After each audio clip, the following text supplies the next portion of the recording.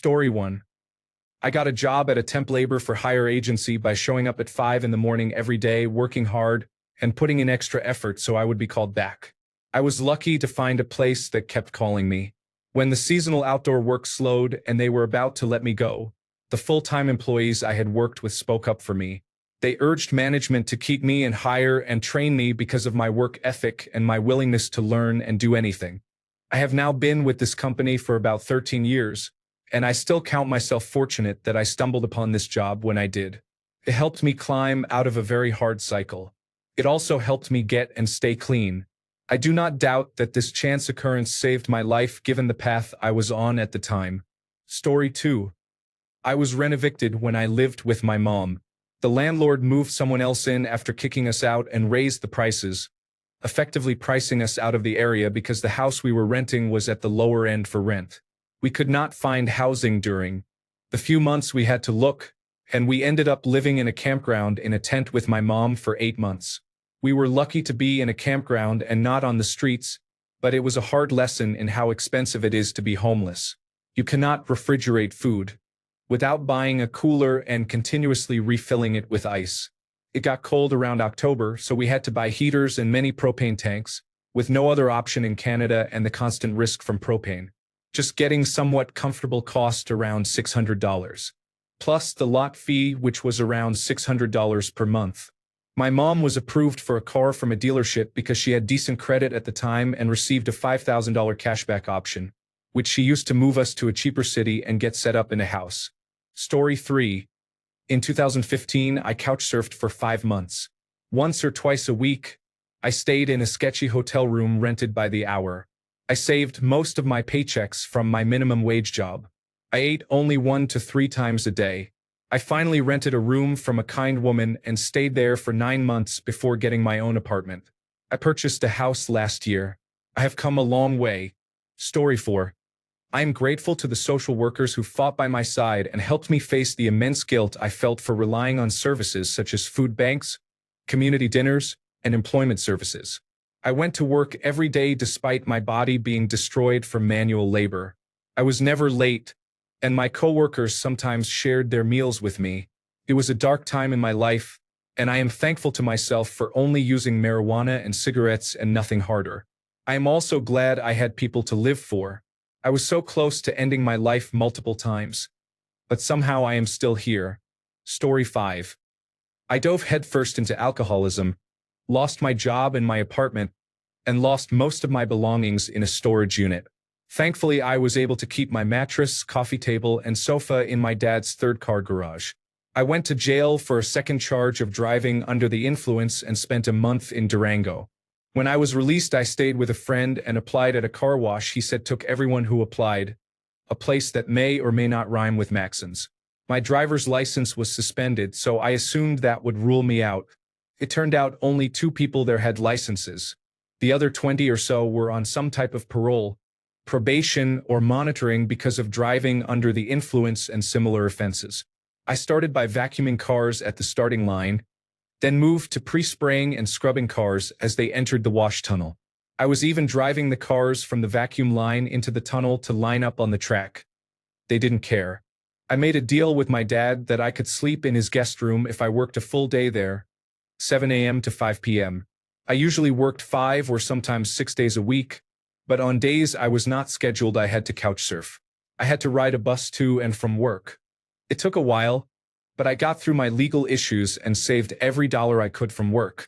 I quit that job and spent 4 months at Crossroads for alcohol rehabilitation.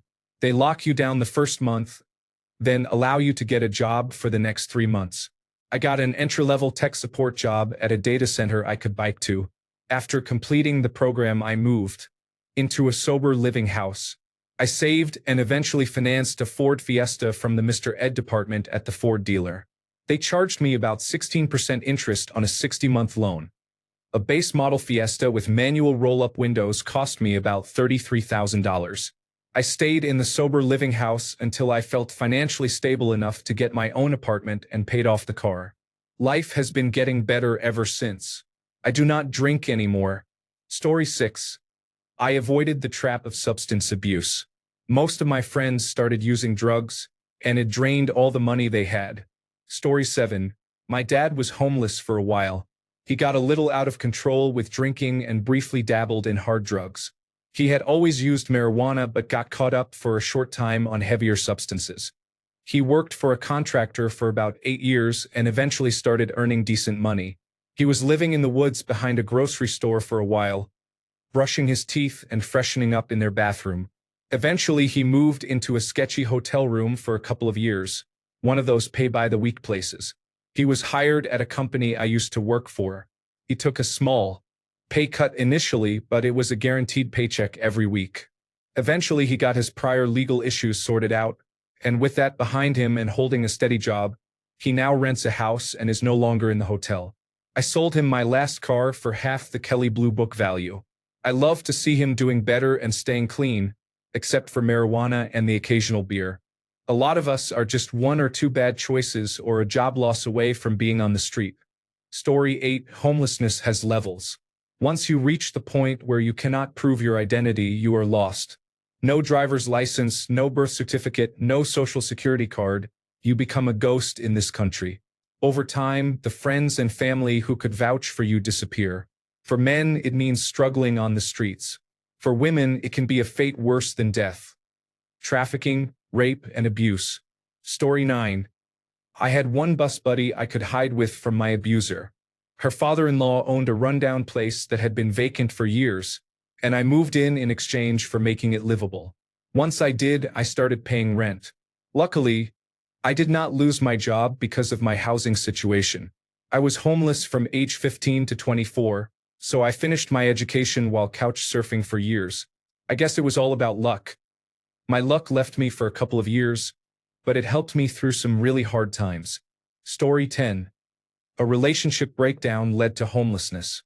I lived in my car with my cat for 8 months in 2022.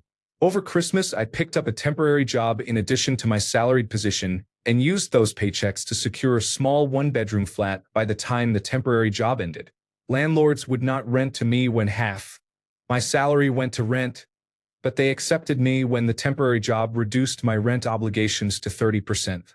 6 months later, I moved to a better place with a coworker. I have done much better since. I moved to full-time work and started saving for the future. My cat is still with me. I would not trade her for the world. Story 11. Luck, kindness, supportive people, hard work, and motivating music. Story 12. The Department of Labor program called Job Corps provides food, housing, and clothing while training you for a job in a trade. You must be 25 years old or younger to be accepted. Story 13. I was 9 months pregnant and finally mattered. I played the game for a year while they pretended to care, saved enough for my child and me, moved to the other side of the country, worked hard, and am doing great now. Story 14. We were often homeless as children. We stayed with other people frequently and often did not have an apartment or house. We struggled. We went without meals, had no way to wash our clothes, and felt unsafe and unloved. People abused us. They took us in as a favor to my mother, then grew tired of her and of us, and when she was away they abused us. Story 15. I went through a pretty rough breakup while I was between jobs, which left me bouncing between sleeping in my car and camping in the woods behind my ex's parents' house whenever I couldn't find a couch to crash on. I was lucky the breakup happened in the warm months and that I had just enough savings to keep my gym membership active so I could shower, wash my clothes, and keep gas in my tank. I was maybe a few weeks away from things getting significantly worse when an ex-girlfriend reached out and suggested we get a place together. She offered to support me on the little she made working a mall retail job while I tried to get my life back on track. Thankfully, I landed a job fairly quickly. I filled in some embarrassing resume gaps by leaning on an old limited liability company I had filed in my early 20s, and from there the next chapter of my life began. Since then we have married, had 2 happy and healthy kids, and worked our way into a stable middle-class life with a small house, reliable cars, a couple of budget-friendly vacations each year, and some upward mobility. What sticks with me most from that time is how abruptly I went from having a girlfriend, a dog, and an apartment to sleeping in the world's leakiest tent. Looking back, it is easy to connect the dots. I was playing my life too close to the edge financially and systematically burning down every close relationship I had. It was not one turn of bad luck, but a few years of bad choices that created the situation where the final straw broke the camel's back. I honestly do not know what would have happened if my wife had not reached out when she did. But all signs point to things going bad very quickly. I owe her everything. Story 16. I stayed in motels for 9 months, paying about $200 a week, and worked at the nursing home within walking distance. I saved that money until tax season and used it for a down payment and furniture. You make things happen when you have a child. Story 17. I got a job doing temporary catering work. Most of the hotels had showers and provided a razor. I slept in a warehouse for a while, and the warehouse owner gave me a job. Then a room opened up in a house. I paid the rent and moved in. I slept on the floor using couch cushions for the first month after everyone fell asleep, but I quickly collected free furniture and a cheap futon. This was over the course of 2 years. I stayed sober the whole time and remained mostly well-groomed, but I wore the same couple of items because I only had space in a backpack. Once I moved, I was able to buy packs of t-shirts and other clothes, so my clothes were not as worn. Story 18. Learning how and where to ask for help and having enough executive function to keep appointments and follow through to establish services and other supports was difficult. Connecting with social services was the hardest part. After that, I had to fight to keep what I had. Every day is a battle to maintain it. Story 19. This made me realize that every time I was homeless, it was because of my abuser. I got a bonus at work, and one of my oldest friends lent me a couple of $100s so I could pay a deposit and rent my own place. I feel very lucky. Story 20. I am not homeless, but I give my respect to the people who succeeded after experiencing homelessness. All the best to you, and I hope you are doing well. Story 21. I couch surfed and sometimes slept outside churches. I saved for a car and bought a cheap one.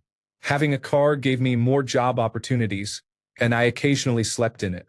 Eventually, I rented a small apartment in the college neighborhood because it was more affordable. I received a promotion at work and became a supervisor. I was in a relationship for a couple of years. Now we live together and are expecting a child. Story 22. This is the story of my username. I am very grateful to the London Borough of Camden. My name is Nye. I knew I had enough problems to be considered to have priority need. The previous borough had responsibility for me but would only house me in a shared room, which felt unsafe because I had recently been beaten by acquaintances who were mentally ill, alcoholic, or living on the streets. I sought help from Westminster City Council, where I was staying, but they refused. I then tried Islington and they also refused. Finally, someone at Camden Council said yes. After many hours in the offices of various housing departments, I got somewhere safe to sleep. I stayed in a bed and breakfast in King's Cross for a year. Normally that would not happen, but my file was lost. A housing worker helped me get a place at a hostel for young people. I was 24. I had problems in the hostel because my mental illnesses were untreated at the time.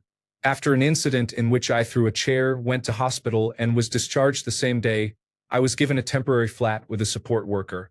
I stayed there for a couple of years, including a year when I bid every week for a council or housing association flat. I finally got a chance to view a flat. Fortunately, the 5 other people viewing it who had more points than I did all said no. It was quite small. The living room and kitchen were combined. I feel very fortunate. Thank you, Camden. Story 23. I was sofa surfing for 2 years. I spent only a couple of nights on the street. If I got stuck, I would go to a 24-hour internet cafe in central London, but there were times when I had only a couple of pounds to last a few days. Eventually, I met someone, and after squatting for a few months, which she helped me arrange, I moved in with her. A couple of months later, I managed to get a full-time job, which was much easier now that I had a home. That was 22 years ago. We married and moved to the United States of America in 2010. We moved to Canada in 2012 and have been here ever since. Story 24. I became a Christian and started attending church. A man there hired me as a live-in companion for his wife, who has Alzheimer's disease, because I had a good reputation. Story 25. I experienced homelessness off and on. Recovery was a long process. I began with years of therapy to address my post-traumatic stress disorder, then completed addiction treatment, returned to college for social work, and found a job I love. Story 26. My mom was homeless as a teenager. She only got out of it because she met a woman who involved her in a youth group. Through the youth group, she met another woman who took her in and acted as her foster mother. With their help, she finished high school while working 2 jobs. At that time, she was using drugs. She used cocaine to stay awake and marijuana to help her sleep, along with other substances in her free time. She really needed a support system she could not get from her own family. It took becoming homeless to find that support. She eventually got sober. Story 27. A lot of hard work, a fair amount of help, and a solid bit of luck. It helped that I experienced homelessness under relatively easy circumstances. Story 28. Through kind strangers at church, some of my family and friends, and the will to return to normal life and not give up, I recovered. It was not easy, and there were many times when I cried. I was fortunately not around people using drugs and was able to keep my mind focused. Unfortunately, I allowed unnecessary outside stressors and handled them poorly, including trying to have a relationship with an abusive person while homeless, which did not help my mental health. I got through it, and I have not been homeless for 9 years. Story 29. I spent 2 weeks at a state-funded facility that housed homeless women to sober up. My parents paid for me to go to rehab. I have been sober 6 years. It will be 7 years by the end of November. I have been able to keep a steady job, and now I have a husband and daughter, and we live in an apartment. We are also able to have pets. Methamphetamine is a hell of a drug, and if I had not truly put my heart and soul into listening to the therapists and the people in Alcoholics Anonymous, I would probably be dead. Story 30. Random kindness.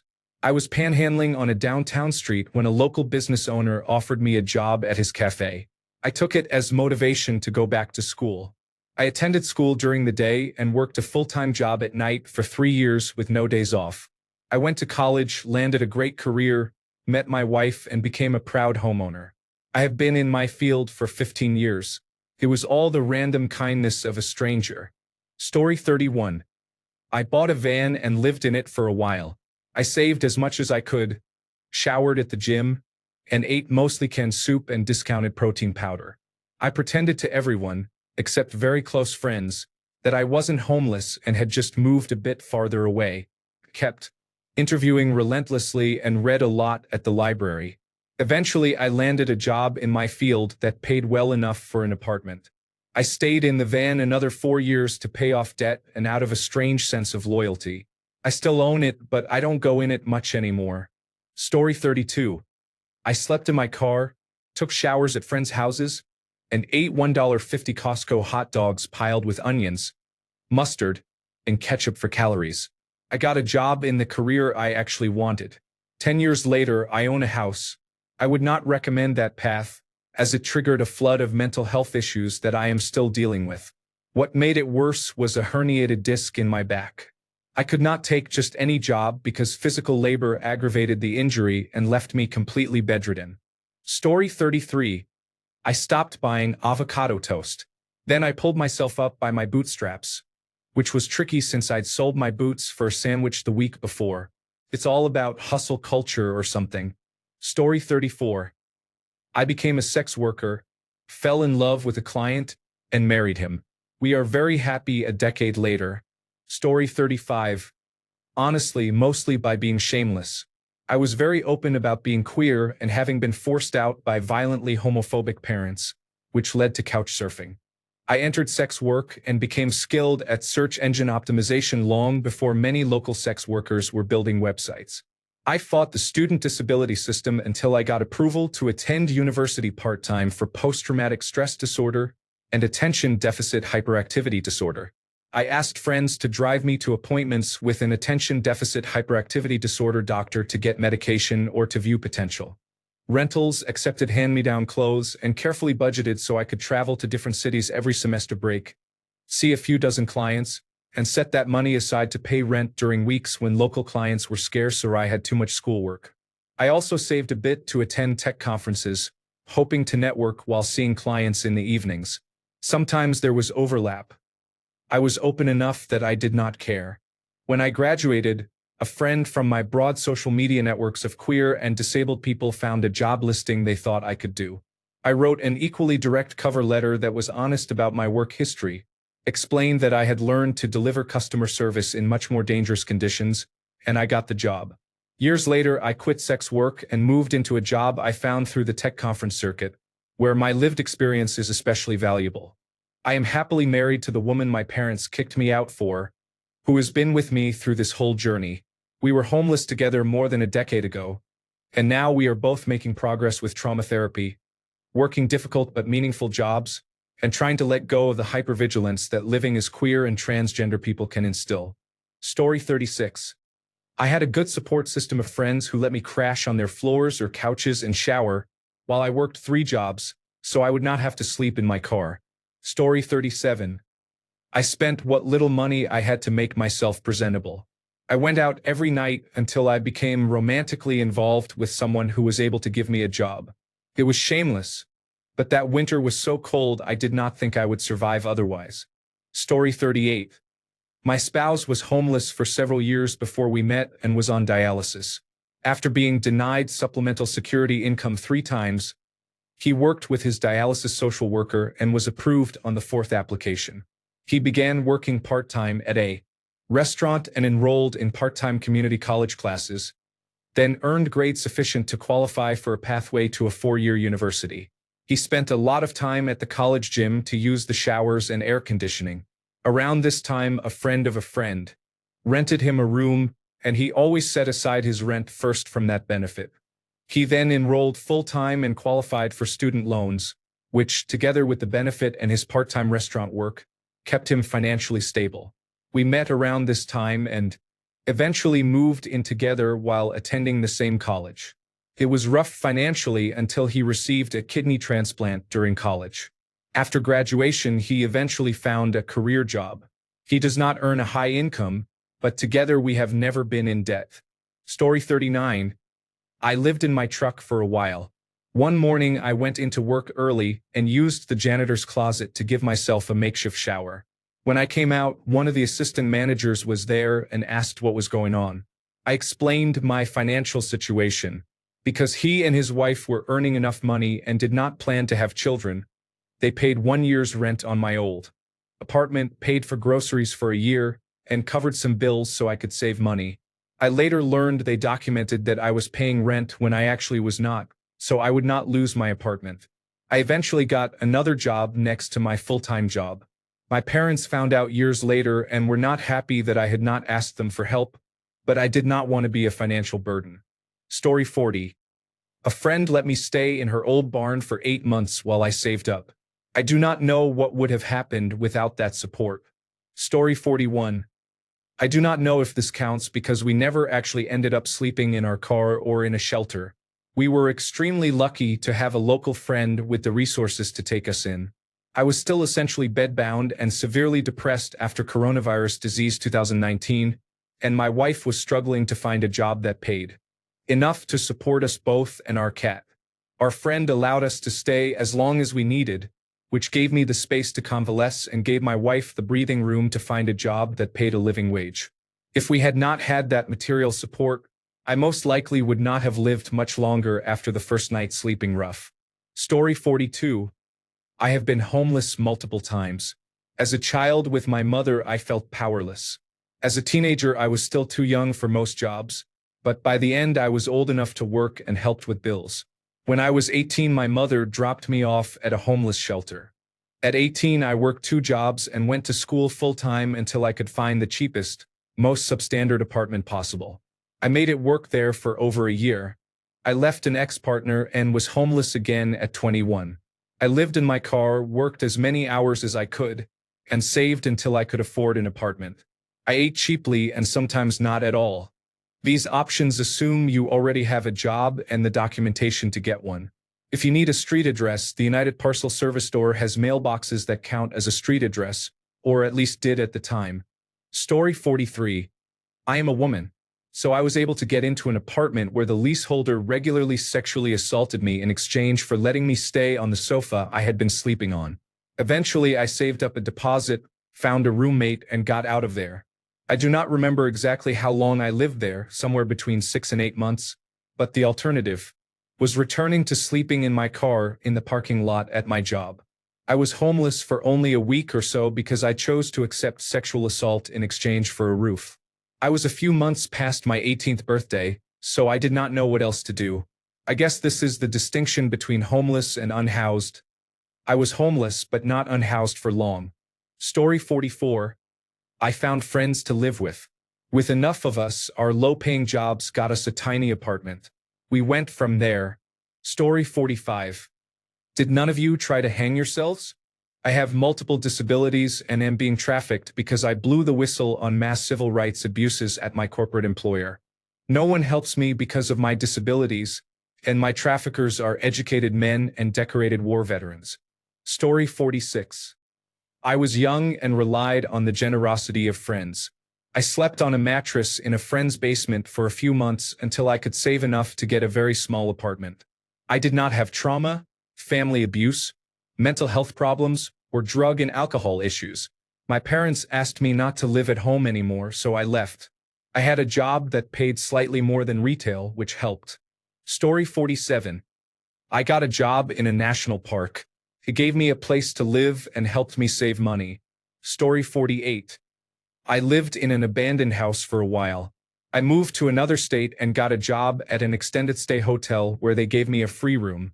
I was able to get back on my feet without worrying about bills. Story 49. I had to run away from home because I was being physically abused by my parents. My mother tried to stab me with a knife, so I packed my things and lived in my car for a week until a good friend let me stay at his place for about 2 months. I was working as a server, so I picked up more hours to work full-time and rented a cheap apartment. I eventually had to quit college because I was struggling to balance heavy work hours with the cost of living, including private insurance, rent, utilities, phone, and groceries.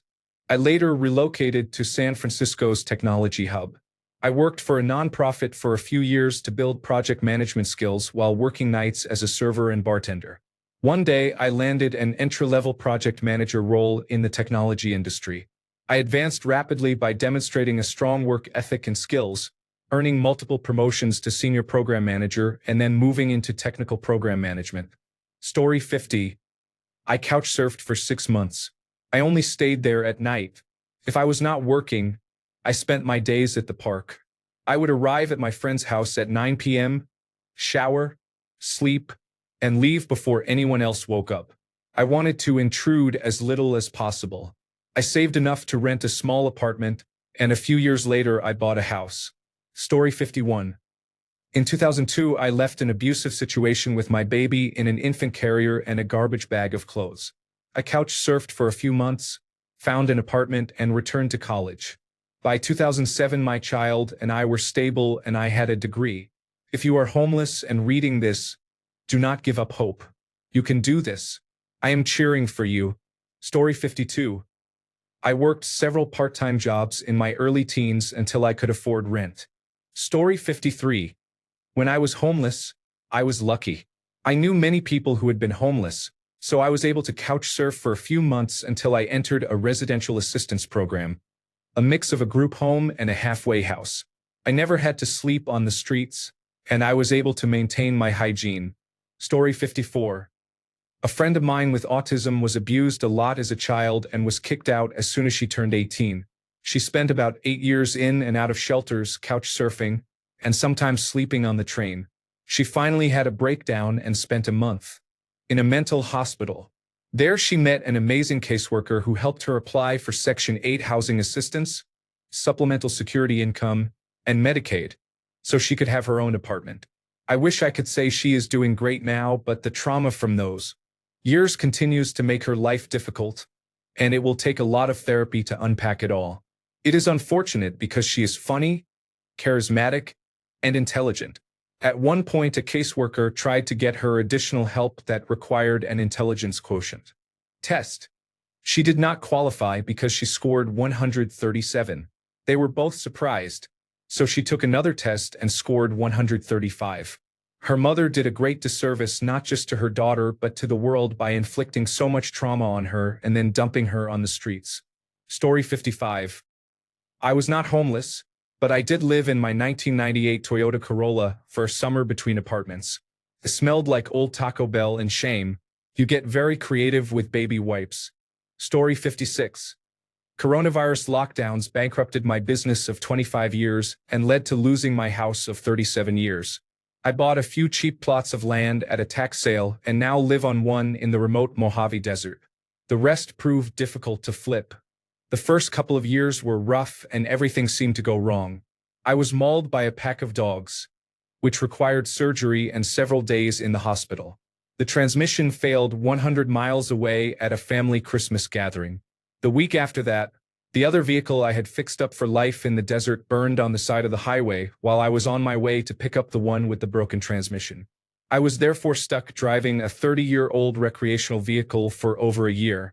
I sold a plot of land for nearly $100,000, which started turning things around.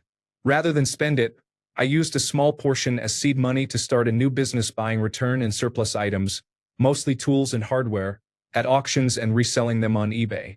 That venture is starting to go well. I was pleasantly surprised to check my debit card balance after many months and see it had reached a 5-figure amount. I spent decades working hard in my blue-collar profession and never felt like I was getting ahead. Even when the company had $500,000 in sales some years, I felt like I was making everyone else rich except myself. Now the return on the few hours per week I work honestly nets me nearly as much as I was taking home each month in my previous business. I live cheaply by the ethos that having done so much with so little for so long, I can now do anything with nothing. I drive an ugly but functional salvage title vehicle bought at an insurance auction.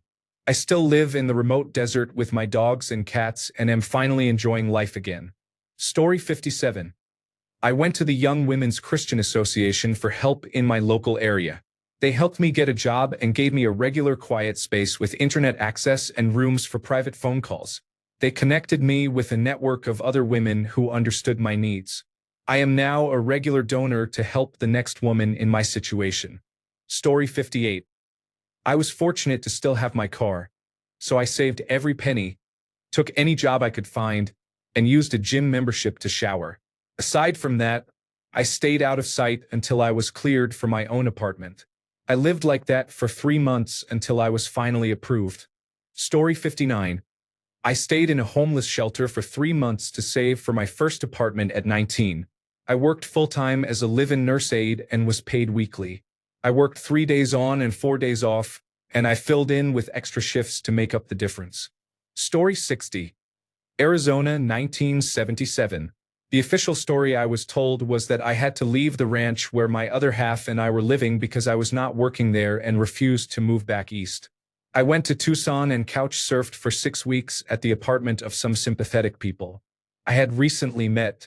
During that time, I walked into a mall anchor store and told the personnel clerk I would take any job I qualified for, as I was desperate. The personnel clerk called the store controller. After talking to him, I walked out with a job in the inventory office. Story 61. My sister and I were homeless while we lived in Texas. Texas offered a free bus ride anywhere in the country if you had been tested for tuberculosis. We both got tested.